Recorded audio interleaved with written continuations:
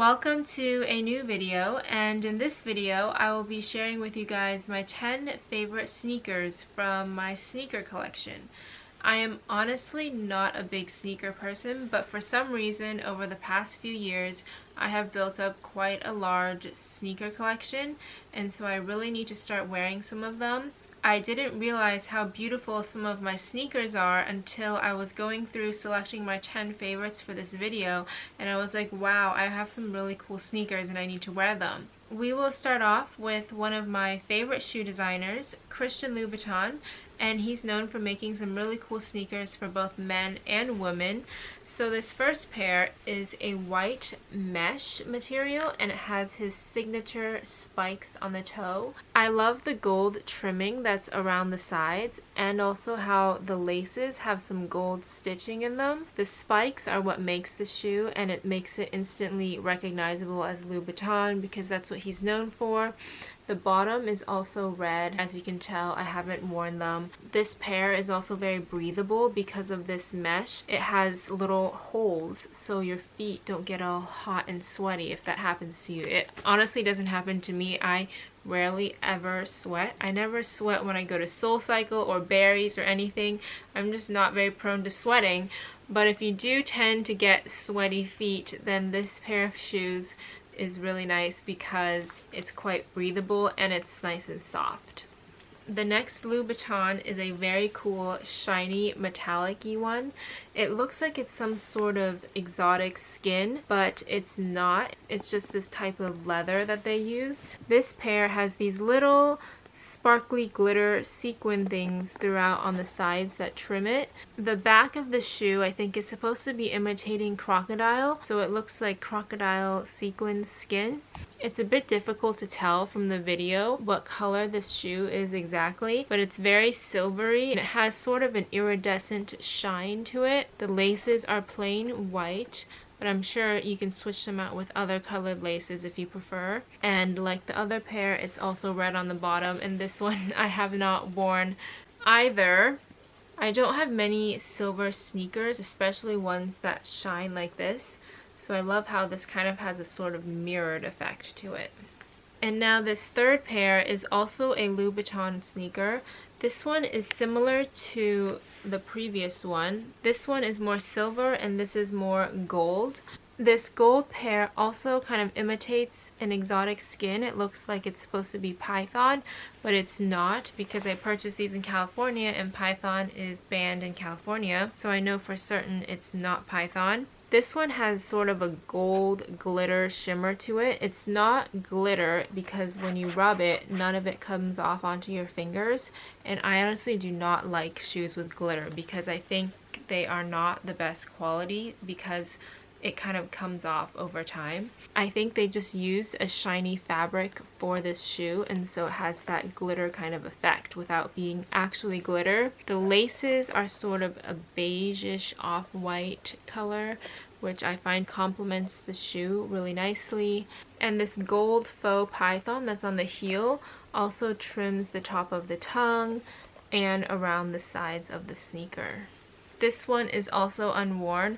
Sometimes it's funny to me how my favorite sneakers are the ones that I never end up wearing. I think it's probably because my favorite pieces are the ones that are a little bit more special or unique or distinctive, and those don't go with as many outfits, so I tend to reach for the more simpler and more plain shoes, and those ones are not usually my favorites, but they are the most wearable, if you know what I mean. And now we will do Gucci. I have two Gucci sneakers that made it into my top 10 favorites. And this first one has these cute little pearls that go around the edges. When I first saw these sneakers, I was afraid they were going to make my feet look very big because it has the pearls added around the edges, so it makes the shoe look larger and then will make your feet look bigger. But it actually didn't do that for me. Gucci makes a lot of very fun sneakers, and this is one of the ones that are more toned down. Some of the other pairs that are so fully crystalled and embellished, it's like a little bit too much for me and it's too wild. It also has a touch of blue in the back, and the sides have this blue, red, and ivory stripe They are a little bit on the heavy side, but these are not sneakers you would wear to go hiking or something. They're for fashion, so I'm sure they were not thinking about comfort when they created them. This next Gucci sneaker I have is also very wearable, and this pair has these funky little dinosaur-like spikes in the back. There's two little pearls on this side and some little gold spikes on the green stripe here. I thought these sneakers were kind of fun because they have these little pokey spikes on the back, and you can actually hurt someone with this, probably. And these ones I have worn before. This other pair I have also worn because these Gucci ones, I don't know, I guess I just tend to reach for these sneakers more. Next shoe is a very logo covered shoe. It is from Dolce Gabbana. It is covered completely in Dolce & Gabbana print. This side says Gabbana, it's the right side, and the left shoe says Dolce. I just brought one of each of the shoes to show you. I personally think Dolce & Gabbana makes cooler men's sneakers than they do for women's. And I never really pay attention to Dolce & Gabbana's women's sneakers, but I remember I saw these at Neiman Marcus, and I just thought they were so fun and so cool, and I loved how it was black and white. And I didn't have any Dolce & Gabbana sneakers. These are actually my only pair of Dolce & Gabbana sneakers. This shoe basically just has a big D and G. It says Dolce & Gabbana, and it's all throughout. There's either DG or Dolce & Gabbana all over this shoe. The laces are black, and it has this little Dolce & Gabbana plaque on the tongue. I have never worn this pair either. The bottom also says Dolce & Gabbana. It's very bright, so I'm not sure you can see it clearly in the video, but it's just embossed on there. So this is another one that I need to wear.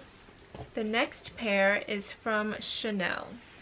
This Chanel sneaker I remember getting when I was in Europe, I think. I cannot remember exactly where, but it was not in California. The reason I got these sneakers was because it was worn on a mannequin with these Chanel pants that I had, and I loved the look. But I never ended up wearing the pants with these sneakers. I wore the pants with a different pair of pumps instead.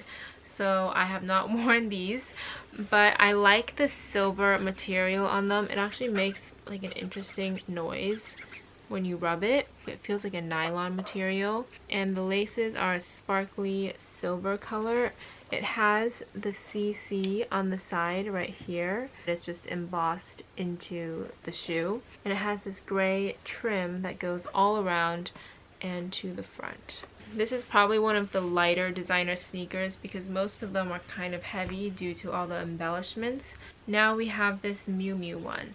Miu Miu makes so many shoes that I love. This crystal embellishment kind of dresses up the sneaker a little bit and makes it more elevated. There are little pearls and crystals, and it's supposed to look like a buckle that goes across the shoe. This one I have worn quite a few times, believe it or not. And I think part of the reason why I do not like to wear sneakers often, or I never reach for them, because of the laces. I find that to be so inconvenient. I'm one of those people that likes to tie their sneakers slightly loose so I can slide my foot in and out of easily without having to undo the laces each time. And I think I need to do that to all of these sneakers so I can just easily put my foot in and take them out without having to touch the laces, and it'll be so much more convenient and easier for me. So that was number 8.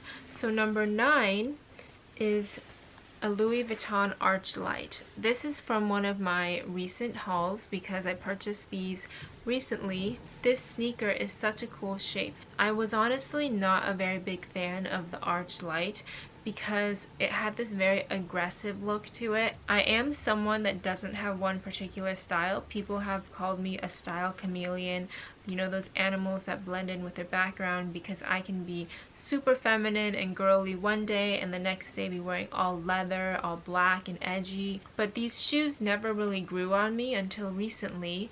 I remember it was maybe a year ago or 2 years ago, everyone was wearing these, and back then I was not really into them. Maybe I saw them too much and I was just so over it. But now that no one's really wearing them, I kind of started to like them a little bit. It has the classic monogram that's just all around on this little zigzaggy thing. It's a funky sneaker, and it also gives you some height when you wear it because the sole is quite thick. This very last pair is also a recent purchase and probably my favorite sneaker. It is from Valentino and it has this very cool mirrored effect. I love the touch of maroon. This sneaker style comes in many different other colors, and I think it was specifically originally made for men's, but this is a woman's one. There are a lot of colors that are made for men's as well, but I think I can still get the men's ones, or if you guys are interested in men's, you just take, I think, 1.5 sizes down, and that translates into the women's size. It's similar to the Louis Vuitton one with a very thick sole, so it will give you extra height when you wear them. I think it's a very cool sneaker, and I'm excited to wear these. That concludes this video, and I hope you guys enjoyed seeing my 10 favorite designer sneakers from my collection, and I will see you in my next video. Bye!